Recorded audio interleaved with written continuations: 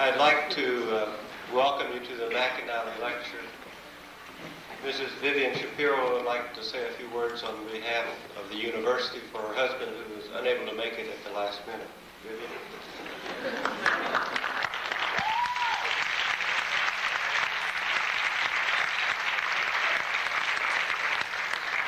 Mayor Young, we are very, very touched and honored to have you here at the university today and always.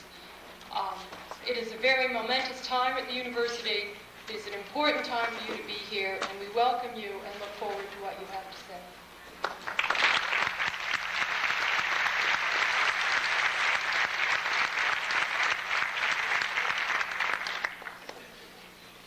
Before I make my formal introduction here, I'd like to give special thanks to Stacy Davis and the members of the BBSA, the Black Business Students Association, whose drive and initiative really made it possible for us to get Mayor Young here this afternoon. And we're very pleased to have a speaker of this distinction here.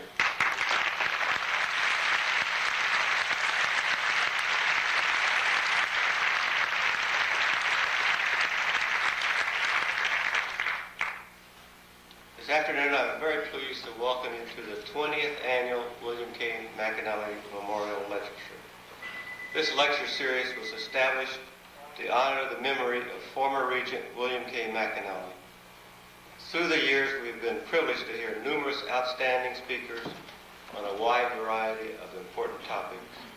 In today's distinguished lecture, Mayor Andrew Young promises to continue this distinguished tradition. Mayor of Atlanta since 1982, Andrew Young has led a full life dedicated to the service of others. As clergyman, civil rights leader, congressman, United States ambassador to the United Nations, and now as mayor. In the 1960s, he was a close associate of Dr. Martin Luther King Jr. and participated in the civil rights movement of the time. The Civil Rights Act of 1964 and the Voting Rights Act of 1965 were direct results of that movement. In 1972, he was elected to the U.S. House of Representatives from the 5th Congressional District of Georgia, becoming that state's first black congressman in 101 years. He was elected with the support of a coalition of black and white voters and was re-elected in 1974 and 1976. As congressman, Mr. Young was active on a wide range of issues, including foreign policy, civil rights, urban affairs, mass transit, and the environment. In 1976, he was appointed U.S. Ambassador to the United Nations by President Jimmy Carter and served in that position until September 1979. Mayor Young is a graduate of Howard University and the Hartford Theological Seminary.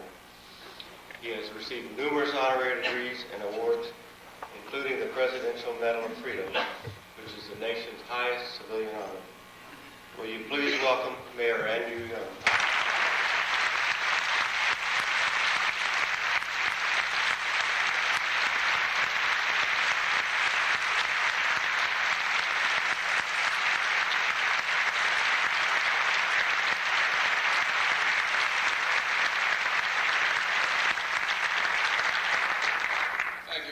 And it really is a pleasure to be here with you this afternoon, and quite a challenge.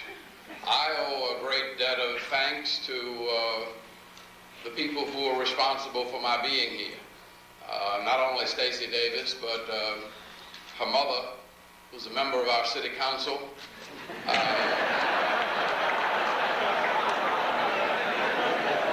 and her good friend and mine, who happens to be a graduate of class of 1943 of this institution, Mr. Jesse Hill Jr., who's president of the Atlanta Life Insurance Company, and who has been my campaign manager in every campaign that I've run and won.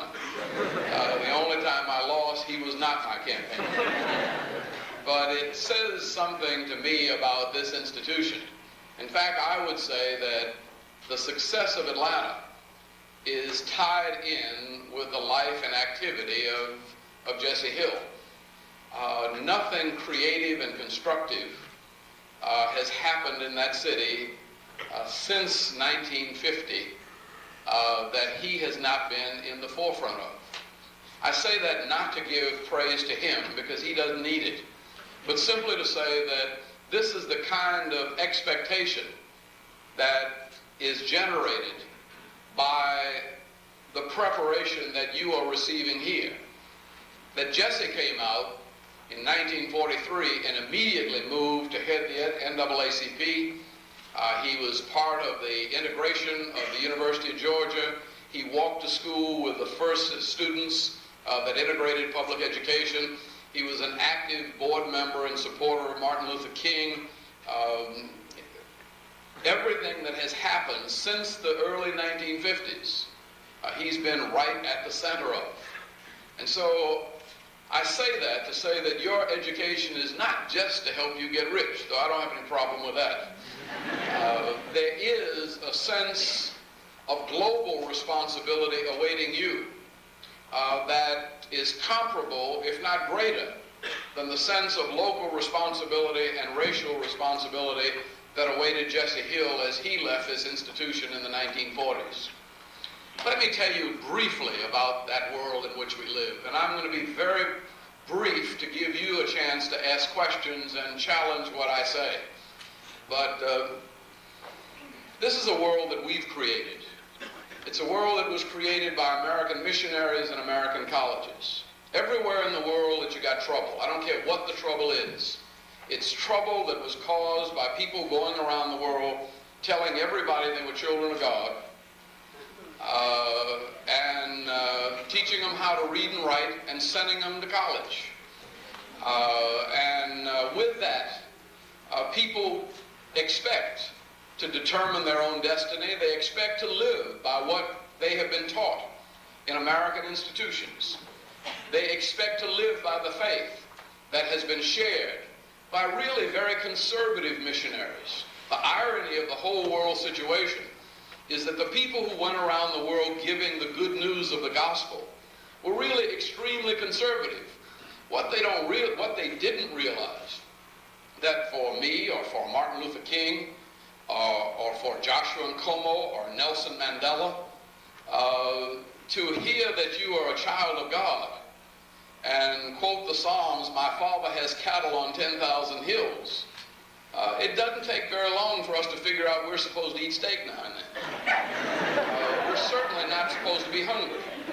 And if all men, and even women and children, are endowed with certain inalienable rights, then you've got a revolution on your hands when you try to support a social structure that stands in any way in the path of people trying to pursue their God-given inalienable rights. Those are all American ideas out of the Judeo-Christian tradition that are stirring up trouble anywhere and everywhere in the world. If Nelson Mandela had been born in the United States as a lawyer, like Thurgood Marshall was born in the United States, he might be on our Supreme Court. And if Thurgood Marshall had been born in South Africa, I guarantee you he'd be in jail. And so, the kind of thing that is going on in the world is not something that's alien to us as Americans. It's something that we have basically generated. Not only the rising tide of aspirations of the poor, but also the sophisticated machinations of the rich. We created the Japanese experiment, the Japanese miracle. We were responsible through a Marshall Plan for the reindustrialization of Europe. And it's not really anything magic about the Japanese and the Germans and the Koreans. They got 3% money. And they got 3% money and stable interest rates and stable currencies from 1945 to 1973, when we devalued the dollar and separated the dollar from gold and began this period of fluctuations of the world money markets and all that stuff that enables you folk to go out of here and make a whole lot of money shuffling paper and not doing anything productive.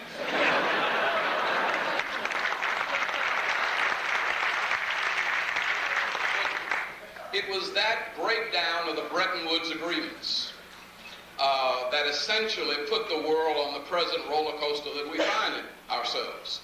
And I mean, Sheikh Yamani had been to Harvard Business School. And so when you put oil prices, I mean, when you put commodity prices on a roller coaster and start raising them, he had learned that he's supposed to raise oil prices. And he had learned how to get people together to raise oil prices. And he had learned from a very good business school how to compete in a free and fair market, also how to manipulate that market and do it very effectively. And so the confluence of these religious forces, the educational opportunities, and you spell it out time and time again in any place in the world almost, and you find the same dynamics at work. Palestinians just happen to be the best educated Arabs in the Middle East. They went to the American University in Beirut, the American University in Cairo. Everybody in jail in South Africa, by and large, came up in congregational church missionary colleges or Presbyterian colleges. In Zimbabwe, when it was Rhodesia, it was Robert Mugabe, a Roman Catholic school teacher. Joshua Nkomo, a Presbyterian lay preacher. Bishop Dabanengi Sithole, no. Dabanengi Sithole was Congregationalist. Abel Muzorewa was the Methodist bishop. In Namibia, it's a Lutheran bishop that is essentially helping to lead the rebellion against South African control of Southwest Africa. It's Bishop Tutu and Alan Bosak, a Reformed clergyman and an Anglican clergyman. All around the world. In Nicaragua, half of the Nicaraguan Sandinistas are Jesuits. And almost anywhere you look, you find the confluence of these forces, a combination of religious zeal and higher education, motivating people to implement in their own lifetime. And then when you add the values and ideals that they have learned from these sources, and then when you add to that the miracle of mass communications and the fact that with Japanese transistor radios, anybody, anywhere and everywhere in the world can afford some little thing that can plug them in electronically to all of the information that's available almost to all of the rest of us. In fact, when you think about it, most of the people in the developing world are getting more information than we are, because we're listening to rap music on cassette tapes while they're listening to the news. And they listen to BBC, they listen to Voice of Moscow, they listen to Voice of America, and they are getting their own viewpoint, and the Voice of South Africa. They're getting their own viewpoints on what's going on in the world, and that basically, the combination of religion, education, mass communication is what has the world in turmoil. Now, you cannot deal with that turmoil militarily at all. And any attempt to deal with those kind of phenomena by military means is just downright dumb. And that's what we are doing as a nation. We are now spending more than $300 billion annually. Now, I haven't forgotten about the Russians. But basically what we are doing is generating a military economy, not just in terms of a threat from the Russians, but a manufactured threat from the Sandinistas, a manufactured threat from Libya. I mean, there are not as many people in Libya as there are in Atlanta. We've got more people in, Libya's less than 2 million people. Sandinista, Nicaragua's 3 million people. Grenada, 60,000 people. And these are the manifestations. There is not a single one of those situations that those of us in this room could not resolve in a matter of months with little or no resources. It didn't cost the United States taxpayer any money to translate a civil war that had been going on for 11 years in Rhodesia into an independent Zimbabwe. An independent Zimbabwe living under a constitution, wouldn't even let the Russians have an embassy for the first 3 years, blacks and whites living together, an economy that's flourishing in the midst of drought, in the midst of harassment by South Africa, and still Harare is probably as peaceable and beautiful and clean and healthy a city race relations-wise as anywhere in the world right now. And it didn't cost the military, there was no military involvement. There was no military involvement in Panama. There were two senior citizen diplomats, one in his 60s, the other in his 80s, that sat down and did work that 2 battalions of Marines could never have done. They negotiated a treaty with the people of Panama, and they neutralized Castro, and they were enabled to put together a Contadora process that got even the Communist Party in Panama to endorse the treaty and not oppose it, so that you had a leftist, military-minded country, a dictatorship, going to the people with a treaty that was also acceptable to 2/3 of the United States Senate. And we did it without guns. We did it without massive foreign aid. It took a little massive foreign aid, but the Camp David process essentially gave the only possibility that Israel has enjoyed for peace over the last 40 years. And the foreign aid that was given was minimal compared to the military aid that's given annually and continues to be given annually to provide for Israel's security and survival. And yet the diplomacy and the economic involvement that brought the Egyptians and Israelis together in Camp David is far more effective in securing peace and prosperity between those two countries than all of the other things we're attempting to do militarily with all of that military aid that we give to Israel or that they purchase or that goes to Jordan or to Saudi Arabia. I mean, giving guns to both sides of a war to maintain some security in some relationship really doesn't make good sense. When you can find ways to pull people together and with a similar amount of energy and intelligence move to resolve some of those questions. Now, let me move on, because it's the military spending that essentially, I think, has dislocated and disoriented our entire economy. And until we find ways to begin a kind of conversion of our economy, I mean, I don't think defense has anything to do with national security. It has something to do with the economy in which we live. And I learned that as a member of Congress when I was an advocate. And when you're a member of Congress and there are 31,000 people in your district working for Lockheed, you are for the C-5B. And it's amazing how articulate and inventive you can become. The only reason we've got the F-18s, everybody knows it's militarily a disaster, but it's built in Massachusetts. So the two most ardent advocates of cutting back defense spending, Ted Kennedy and Tip O'Neill, were always fighting for the F-18. It's politics and economics, not military security, that has a stranglehold on our nation. And the military-industrial complex has organized so effectively that there just happen to be 281 congressional districts that had subcontractors for the C-5B. You don't need but 218 votes to pass a resolution in Congress. So if you get 281 congressmen locked into defending jobs in their district, even me and Tip O'Neill and Ted Kennedy become advocates of military spending. And that's the way our economy and our politics has been structured. And we're not going to have a sensible economy until we begin to find ways to level that out and to really begin to take some of the $1 billion a day that's spent on weapons of death and destruction and move it in the direction of life and development. Now, why are the Japanese and the Germans doing so well?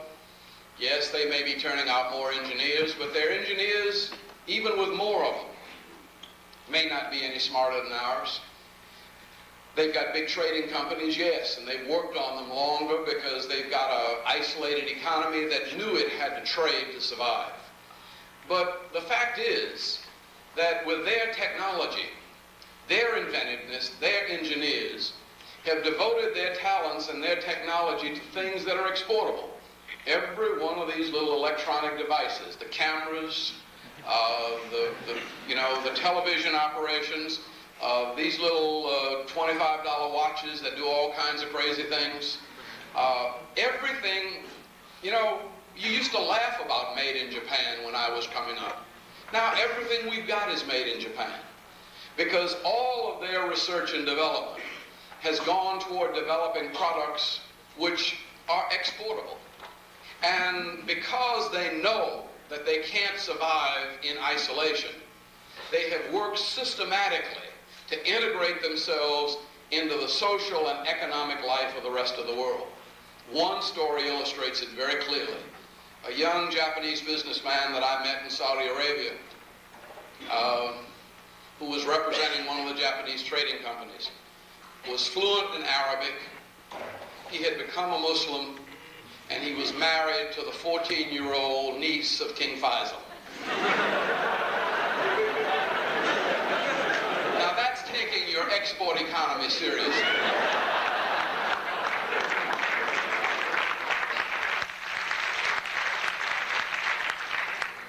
But they knew that the survival of Japan depended on access to oil in the Middle East at a time when oil was scarce. And it became a matter of national priority, not only to be able to get that oil, but to be able to sell the Saudis enough Japanese manufactured goods to pay for the oil, so that they did not have to run a trade deficit even with the country from whom they were importing oil. And so they designed an export-oriented economy. We're a big, great nation. We got everything we need between the Atlantic and Pacific. We've never needed to export. We've never needed to learn another language. We've never needed to even learn how to understand anybody else. Everybody has to understand us. We set the norms on the globe, and we expect everybody else to become Americanized. We manufacture funny kind of little t-shirts and sunglasses and blue jeans and baseball caps, and everybody buys them. So we've never had to use our intelligence to be a part of the rest of the world. The only real challenge that we have had, a challenge that exists to us to this day, is the challenge of integrating men and women who were former slaves with men and women who were former slave masters. And when you look at the dynamics of our foreign policy, when you look at the dynamics of our trade, there are ethnic and cultural ties that have influenced both. Indeed, there are ethnic and cultural ties that have determined both. That it's no accident that we have a large volume of economic activity with England, or with Germany, or with France, or with Italy. It's no accident that we have a very positive political relationship and economic relationship with the State of Israel. It's ethnically determined. Do you think that for 1 minute, if there were 20 million blacks that were persecuting and dominating, and if there were 3 million blacks that were persecuting and dominating 20 million whites in South Africa, do you think we would allow that situation to continue as long as we have? There's no way in the world. I mean, you heard a lot more about Sharansky and Sakharov than you ever heard about Nelson Mandela. Nelson Mandela's been in jail for 21 years. And it was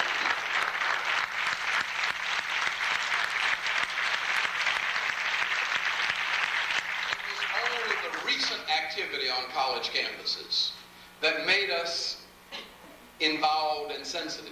Now, I say that only to say that there's absolutely no reason in the world why the United States should run a trade deficit with Nigeria. And yet we usually do. Our trade deficit with Nigeria has been $7 and $8 billion. We're even running a trade deficit with Angola and Gabon and Cameroon. And they want to buy everything that we've got. The reason they don't is white folk don't like to go over there and do business with them. And white folk have not sufficiently integrated black folk into the economy of their country, their companies, so that they are able to take advantage of the ethnic links that exist in the United States.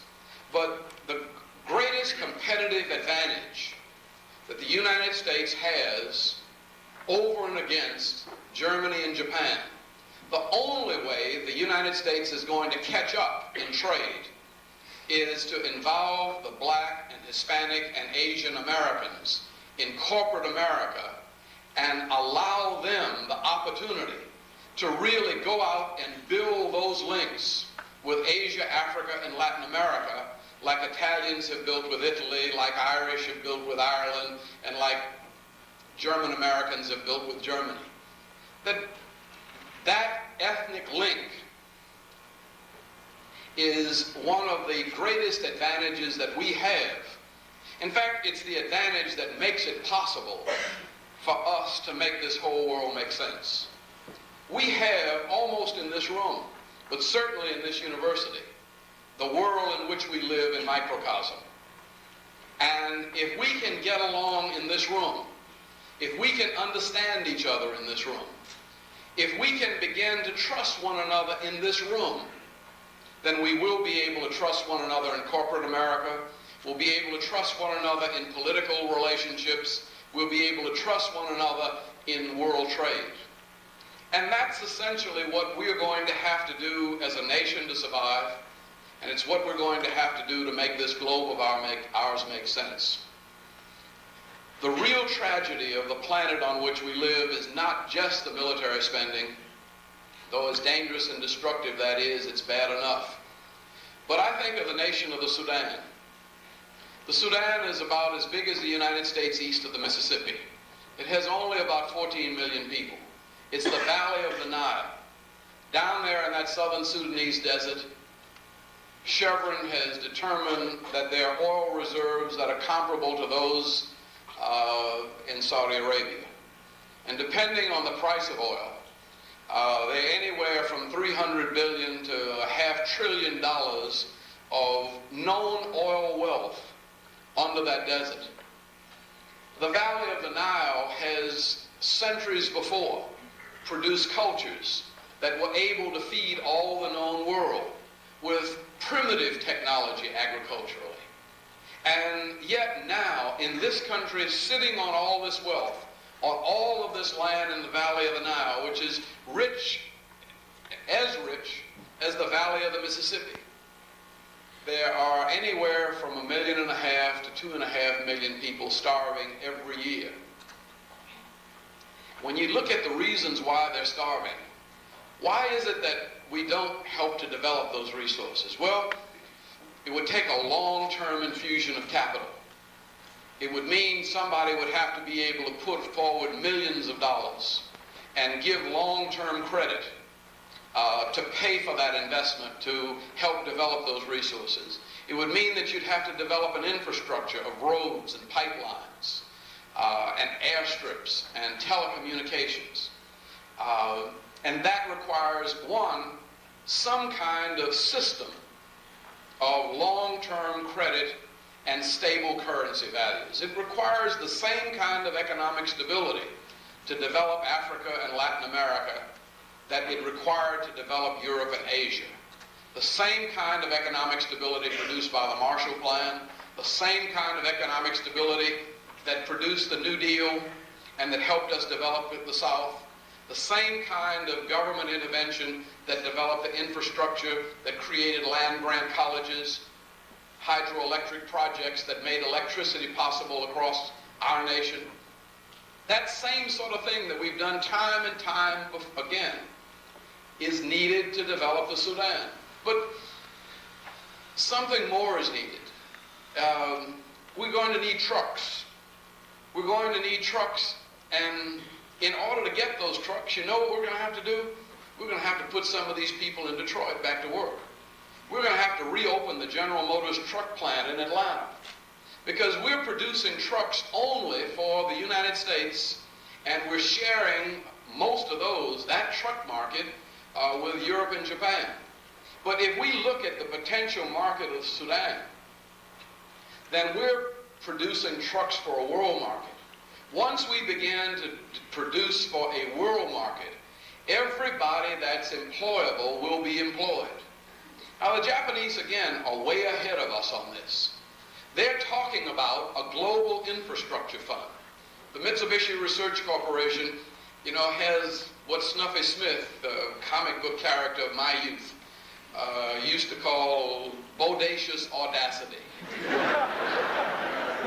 And they have the bodacious audacity to say that what the world needs is a kind of global Keynesian infusion of capital and technology. And they talk about things like a sea-level Panama Canal. A sea-level Panama Canal that would cost about $20 billion. But it would, again, put everybody to work building the earth-moving machinery that's necessary. Caterpillar wouldn't be closed down half in Peoria if it were manufacturing big earth movers for Panama Canal. Neither would Massey Ferguson in Iowa. People would be working in those places, producing the machinery that's necessary to do something like that. It may even be that a lot of the people that now consider themselves Sandinistas and Contras would put down their guns and pick up some, tractors and go to work and make a living. And essentially, whenever we've been able to turn ourselves as a nation and as a world to the task of productivity, of meeting human needs, of creating jobs, we basically find that those are the periods in which we live in peace. And so I think the world needs basically just what you're getting here. I think the world needs ways to find access to capital, to technology, management skills, and markets. It needs a long-range, coherent economic vision that helps us to realize what actually exists. We no longer have national economies. That's a contradiction in terms. We live in one world. There's only one global economy. And you look at Coca-Cola and they represent that. They make money because they understand that. And the companies that are surviving and adjusting and doing well are companies that have become global companies. But nobody has restructured the national rules of the game so that we all play by the same rules. Nobody has done for the 1980s and 90s what the United States did for the world in the 1940s. For lack of knowledge and a better way to describe it, just a Bretton Woods agreement that says, okay, we're all going to play by the same rules for the next 25 years. If we ever sat down and decided we're all going to play by the same rules, we could take 6 months to decide what rules those are. We could take a year and a half to decide what rules those are going to be. But there has to be some broad bands of latitude, some kind of structure that would enable people to have long-range confidence in the development of the globe on which we live. And once we start that, not only will we feed the hungry, not only will we clothe the naked and heal the sick and house the homeless, but we'll do it at a profit. And a whole lot of people will get very rich doing it. And a whole lot of people will go to work. And a whole lot of people will live healthier, more productive lives if we begin to look at our global economic responsibilities and fashion a globe that essentially recognizes that we are one family under God, endowed by our Creator with certain inalienable rights. And the starving citizen in Ethiopia has as much opportunity, as much of the need for those rights as we do. And as we find ways to extend the opportunities that we enjoy, we're going to find that that's the best way to make those opportunities secure. In some sense, it's our negligence in dealing with South Africa. It's our negligence in coping with racism and helping to understand effectively what it is that is helping to contribute to a somewhat resurgence of racism in our own country. But it's something else. It's the emergence of white poverty. As long as we were dealing with poverty, just black folk and women, we said they were lazy and shiftless. But now white males are the fastest growing group of poverty-stricken Americans. Towns are being closed down. People who lived on the land for 3 and 4 generations are losing their farms. Small town businesses that have been prosperous are closed down all over America. And those young white males find themselves disillusioned, looking around for somebody to blame. And they're fertile ground for the Ku Klux Klan mentality. And if you don't work toward helping people to grow together as a family, they do begin to pull together. And that's not just true on the basis of race. That's true in my own family, where the boys begin to think that the boy begins to think that the girls got better treatment than him. And the girls think that we favored the boys. And the oldest daughter thinks that she didn't get the same kind of privilege as the youngest daughter. And if you got a house full of children, and all of you came out of a house with some other children in it, there's a constant struggle to keep a family together. And we only keep our families together when we work at that. We've got to work at keeping our university family together. We've got to work at keeping our national family together. We've got to work at keeping our global family together.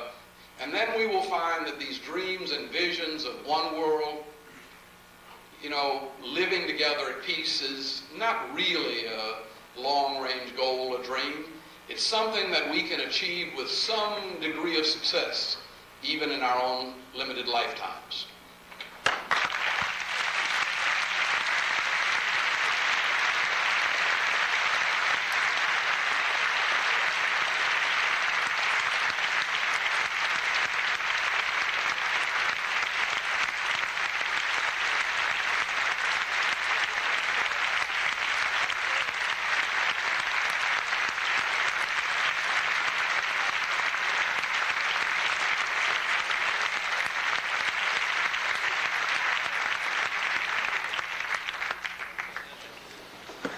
Thank you very much for your inspiring comments.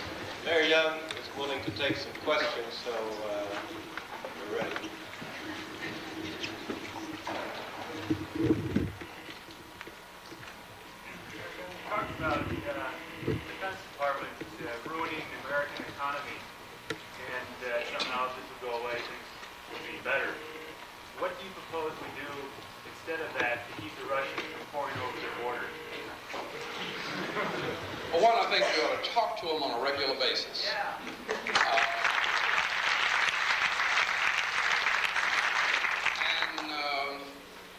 I think that the only way you're going to keep them, we really haven't stopped them militarily.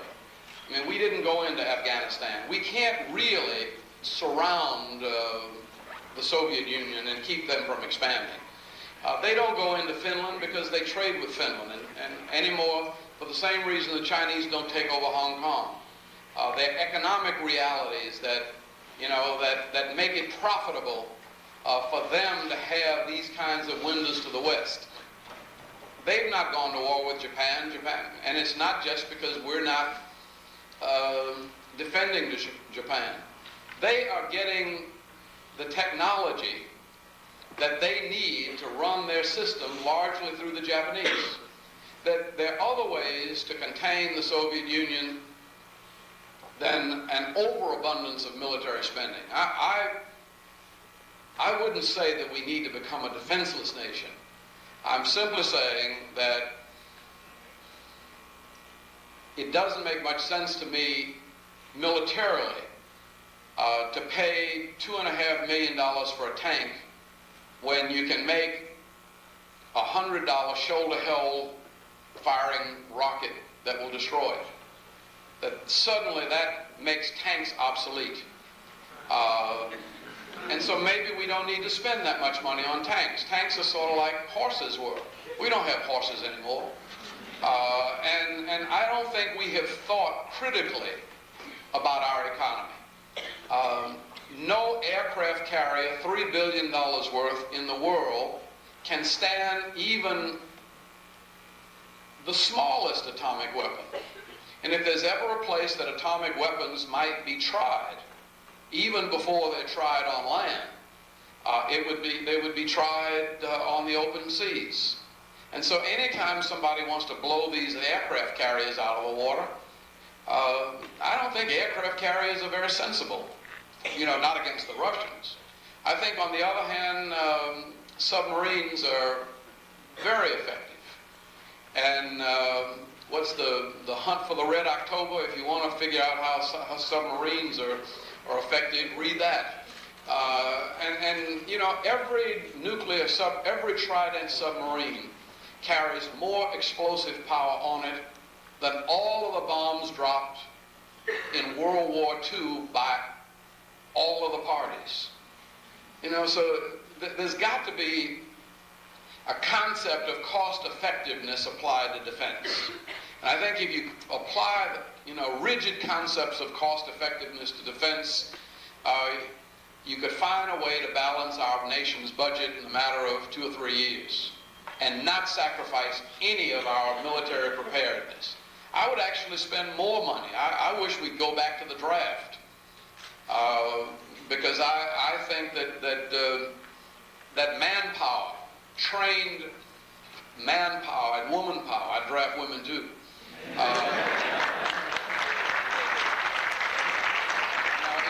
right now, it worries me more. I think our hardware is better prepared for our defense than our people are. And I think you've got to have a better disciplined, more physically fit. The Army made a valuable contribution to our society. And the Army used to have race relations workshops. Every military base had a race relations officer directly responsible to the commandant.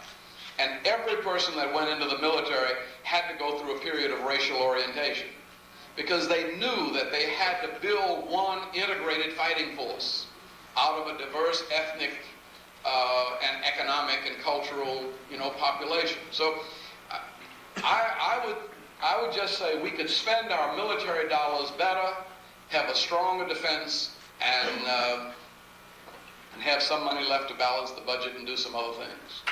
I'm sure you're aware of the sit-in overnight here at the administration building on campus. What do you think the University of Michigan should be doing to combat racism here?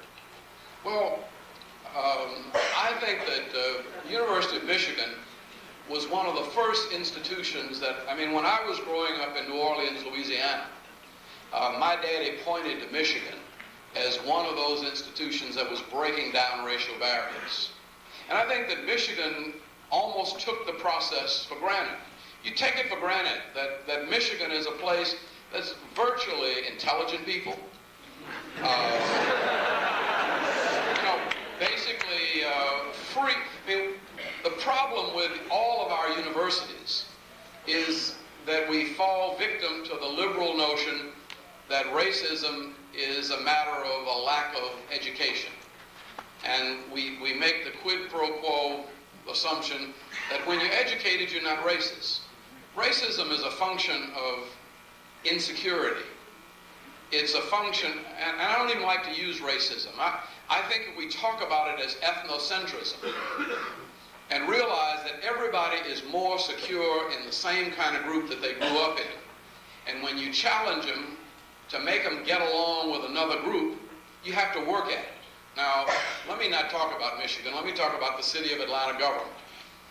We made a decision that representative government ought to be half and half black and white, half and half male and female. And that's reflective of our population, and we ought to work for that.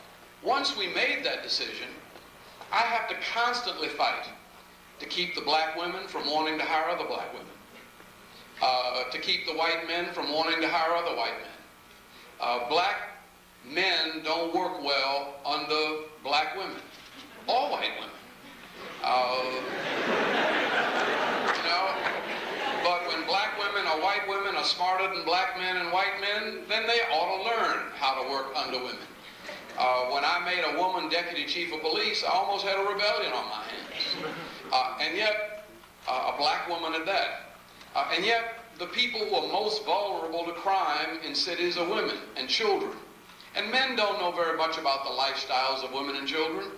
You put a black woman who's involved on a day-by-day basis in a key decision-making position in a law enforcement apparatus, and there's a qualitative change in the way the police force begins to work.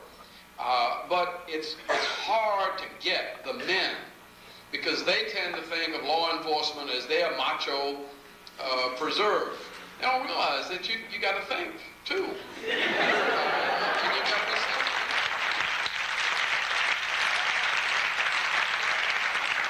Now let me go on, because I really think we have to see this as going both ways. That one of the other problems I have in a city with some very, very fine, maybe the finest predominantly black institutions in the world, is that I'm getting very bright young black men who don't have any white friends. And they're terribly upset when they're thrown in a work environment where they have to either supervise or be supervised by white people. Well, I have come to try to say that if you, no matter who you are, a part of your growing up is learning to adjust to people who are different. And that's something we have to work at. It's something that we have to constantly struggle with. I don't care how old you are. I don't care how successful you are. You look around Atlanta, and the people who are most successful just happen to be the people who are most integrated. The businesses that, Jesse Hill's a success. I've never been to Jesse Hill's house to a party when there weren't some white people there. Why, segregate your social life? Most business decisions are made in social environments. You do business with people you trust. If you don't socialize with white people, you don't get in on the business decisions white people make. But it's male and female too. I was at a quail hunt. First of the week. That was my Monday exercise. But it was a contrivance of E.F. Hutton. E.F. Hutton rounded up all of the people who make decisions about municipal bonds. And invited us to shoot quail on a South Georgia plantation. See, very few black folk ever been on a South Georgia plantation except in but now, not only does E.F. Hutton have to invite some black folk down there, the treasurer of the state of Arkansas is a woman. So they had to invite her. Well, the interesting thing was she came.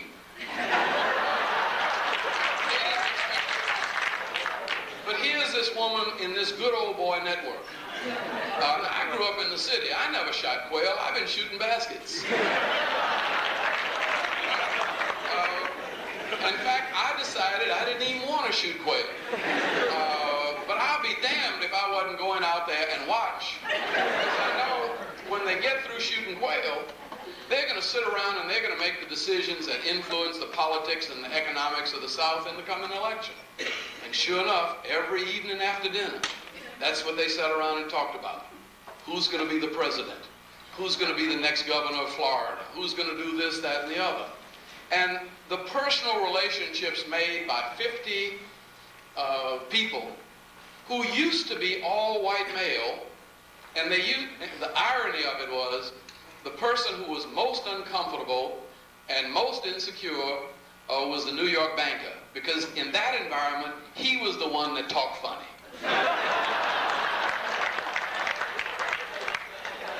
And nobody ever let him live it down, that he was the funny talking one. Yes, I'd like to ask you just a couple quick questions. The first one is, would you have made the decision again to talk with Yasser Arafat in the UN if you had a choice?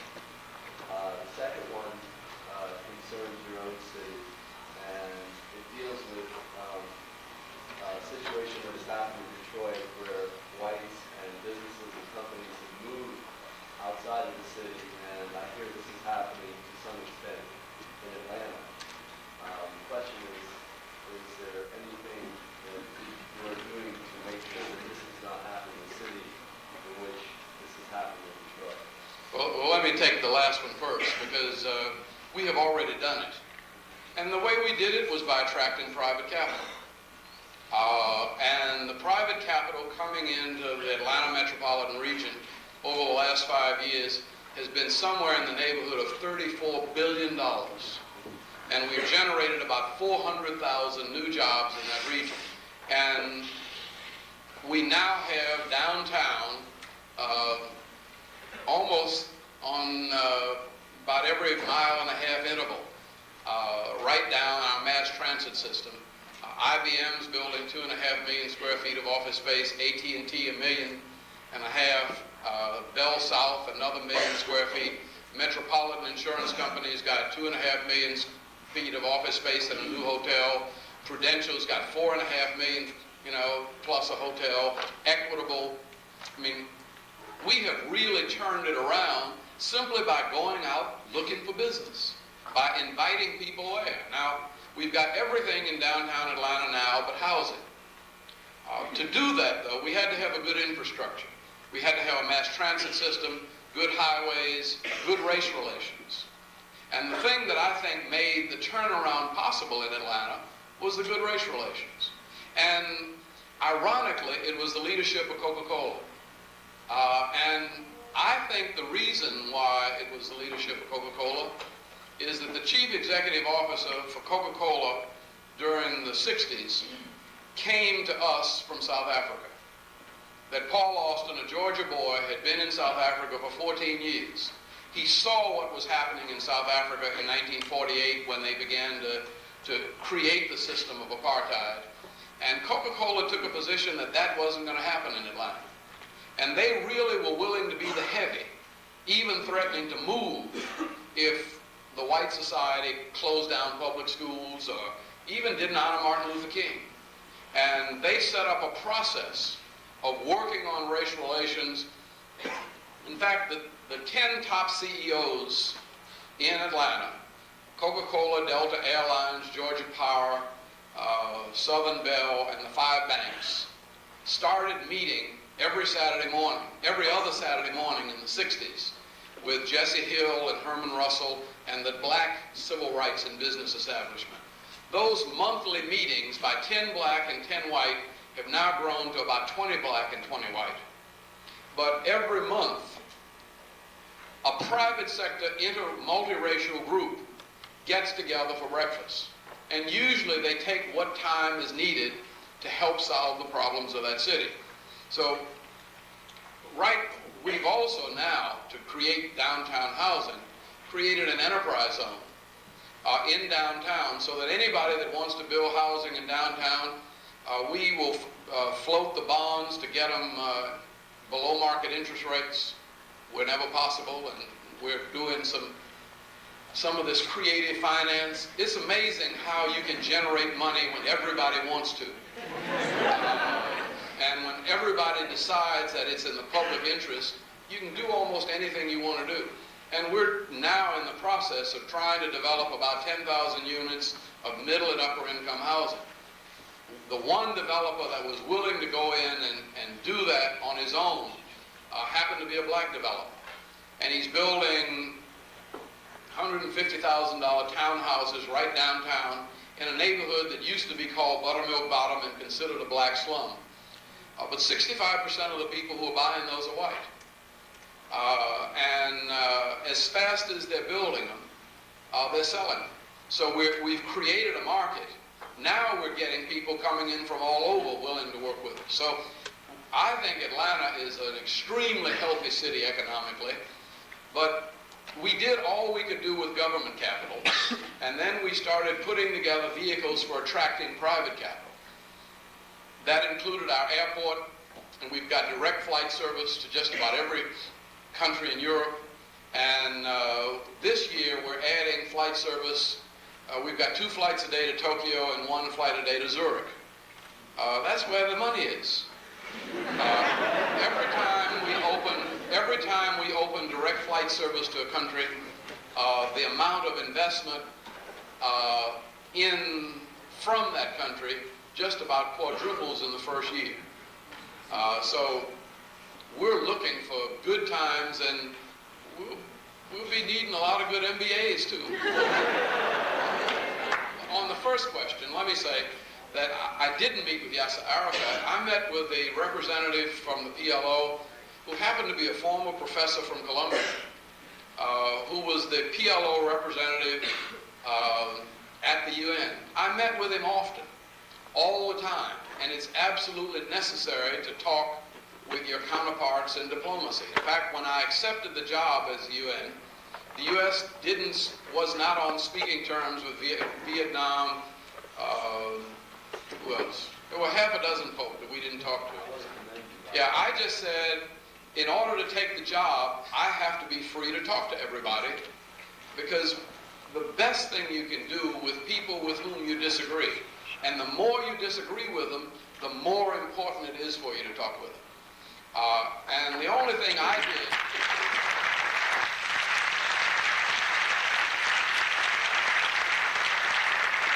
The only thing that I did that was wrong, I think, and that's the reason I resigned, because I should have met with them in the UN chamber and reported it to the press.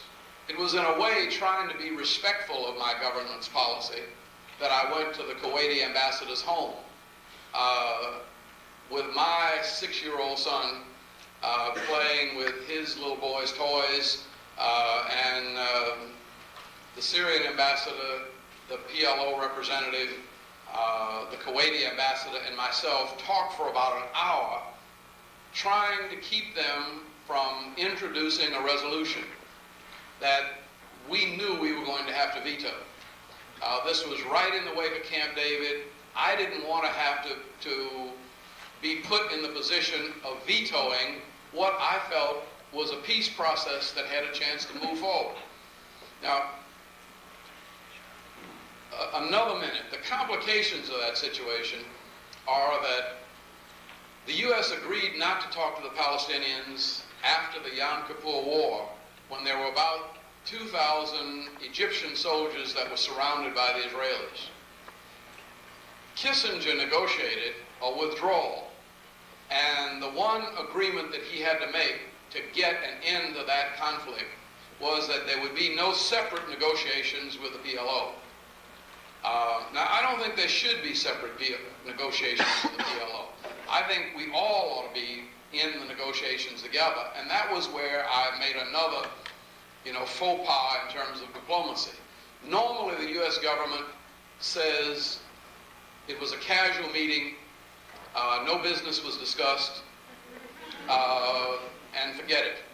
And every time we have to meet with the Palestinians, and we've met with them all the time, all over the world, that's what we say.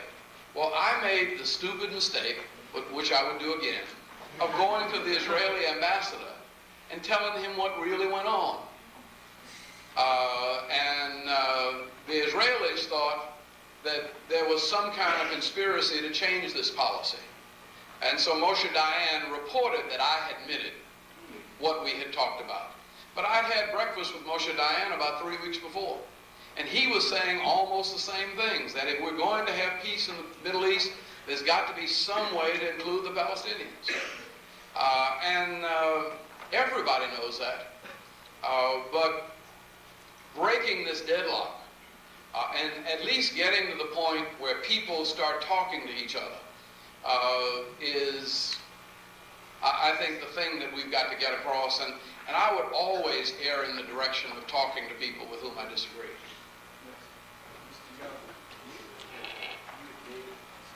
Earlier about how, from an economic standpoint, for us to have a competitive advantage, or for us to gain some sort of competitive edge in the world as it is today, that we need to integrate and incorporate blacks, women, what have you, into the marketplace.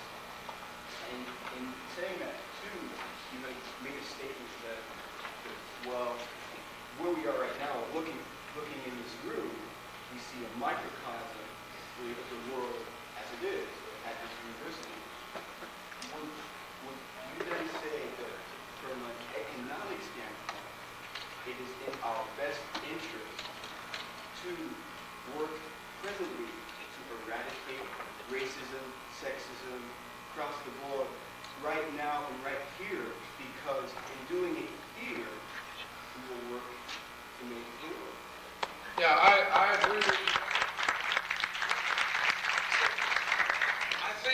got to think of, I would prefer to use ethnocentrism, but let's keep using racism and sexism. They're just a little more emotionally charged.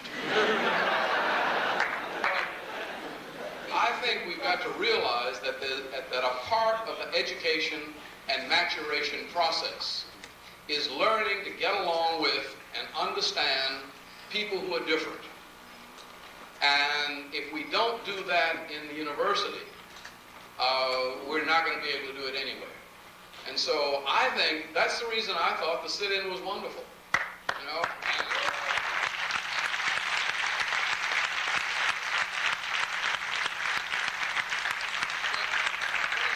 I think that it shouldn't just be a black student sit-in. That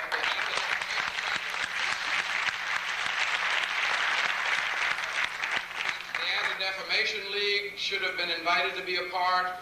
The Newman Society, the Baptist Student Union, whatever you got. Because I think that in order to deal with problems, it's best not to personalize them, and it's best not to have anybody feeling guilty. One of the things that we learned in the nonviolent movement, and one of the cardinal rules of conflict resolution, is that you've got to give your opponent a face-saving way out. So, now, nowhere is that any more important than marriage. And if you look at it, the same conflicts, the same rules of conflict that enter into black and white relationships, enter into male-female relationships. That's the reason we get so many divorces. People don't know how to disagree without being disagreeable. They don't know how to give their opponent a face-saving way out. It's the reason you got children running away from home. They don't know how to fight with their parents and still hug and make up. I'm saying human relations is the business of education. And human relations is something that we are not doing as well at academically and economically and politically. Well, in some ways we're doing better at it politically than any other reason. We know we can't get along politically. You can't win the election if you don't get the black vote, if you don't get the women's vote, if you don't have the Hispanic vote. And help General Motors and Ford to realize that, I mean, it hurts my heart to see people driving Mercedes in Nigeria when they should be driving Cadillacs. And they would, I mean, everybody black's supposed to have an opportunity to drive a Cadillac. And they would buy Cadillacs if General Motors had a Cadillac manufacturing line. You know, and I'm saying, but we were insensitive to that market, which is 120 million black folk. And we think of the social problems and the political problems, but we don't realize that there's a black elite there that's one of the wealthiest in the world that could buy all the Cadillacs we could make. And somebody black in a decision-making position in General Motors might have helped them have a better year economically if they had been to tap into that market. As it is, they're driving Toyotas, because Nissan Motors has a plant there. What's the French, Peugeot has a plant there. But General Motors could go there tomorrow and take over more than half of the market. But they're not going to be able to get into the market if it's a lily white management trying. I mean, if you think black folk in this country are hard to deal with, you try to deal with some Nigerians. I mean, they've never known slavery. They think they're a nation of princes, and they act like it.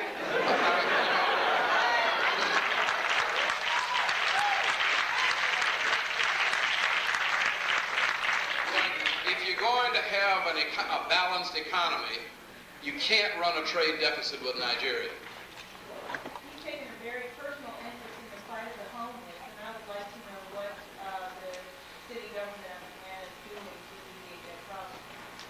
Well, let me say that the problem of homelessness is one of those things that, I don't know what you call them I mean, it represents, in a sense, a failure of our economy. Most of the people that I met who were homeless are people who have had jobs at one time. I met college professors that were homeless. Now, I don't know whether they became alcoholics and got fired, or whether they got fired because they were in small colleges and got laid off, and then, became alcoholics and couldn't cope. But I found a full cross-section of American life on our streets, male and female. And I think about a third of them just need a job. And if you gave them a job, they could find a house. I think there's probably another 10-20% that need, like the women, they need a house before they can get a job, because they've got to be able to care for their children, they've got to be able to get the social benefits. And so you've got to give the women with children a house and some job training, and then they can hold jobs. So that's a little more complicated. There's another group of people, many of them veterans of Vietnam and Korea, that are emotional problems, nervous breakdowns, and they really do need serious counseling, and we've got to have some way to care for people who are mentally ill.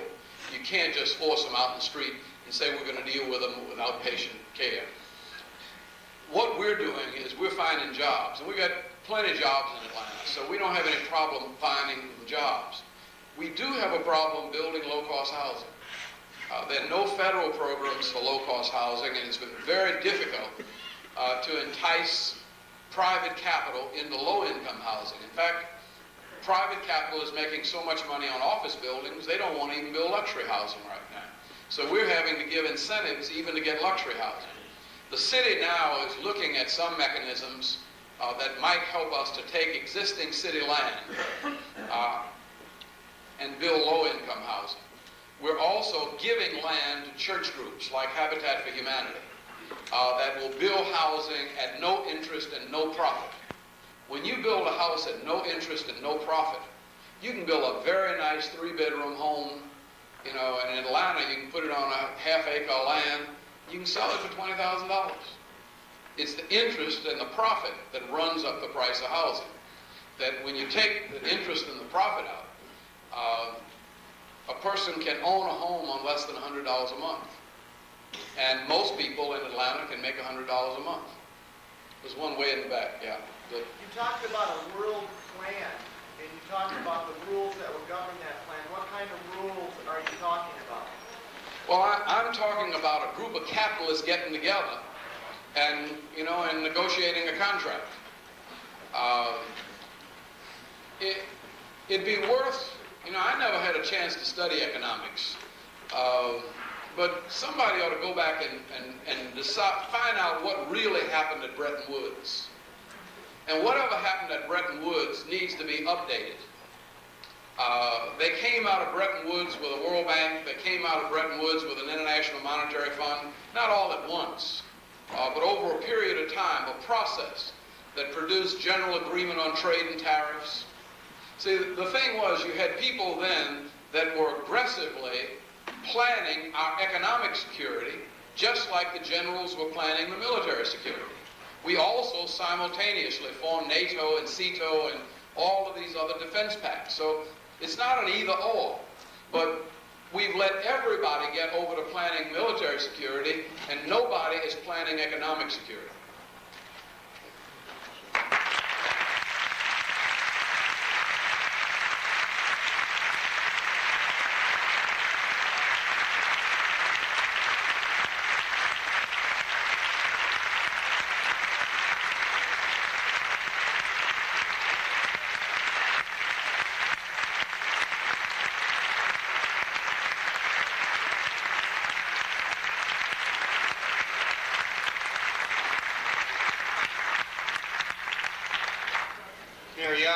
before thanking you, I want to make one further report to the audience here.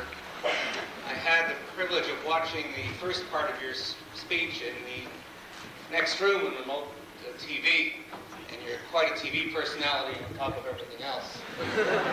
But what I really want to say today is not only welcome you to our campus, but to tell you that your work in the civil rights movement, your work as a state legislature in Georgia, your work as a U.S. congressman, your work in international diplomacy at the UN, your current challenge as mayor of Atlanta, and your words here today at the University of Michigan are an inspiration to all Americans, and I thank you very much for being here.